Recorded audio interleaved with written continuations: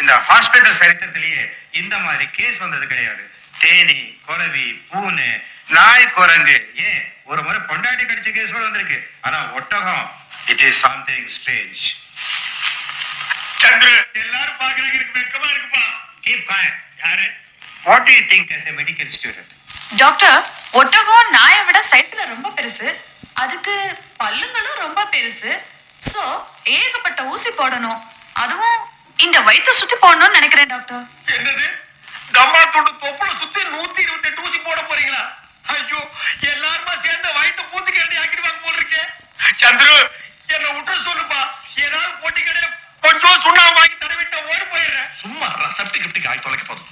சப்பனா, நீ இந்த ஹாஸ்பிட்டல் தான் படிக்கிறியா? நல்ல நேரத்துல வந்தம்மா. என்னென்னமோ பேசுறாங்க, கொஞ்சம் புரிய முடியா சொல்லு. இதுவும் நாய்க்கடி மாதிரிதான். எதையும் ஒரு வாரம் கழிச்சுதான் சொல்ல முடியும். அது வரைக்கும் அந்த ஒட்டகத்துக்கு ஒண்ணு ஆகாம இருக்கணும். ஐயோ, அப்ப சீலு செத்துருமா சந்திரு?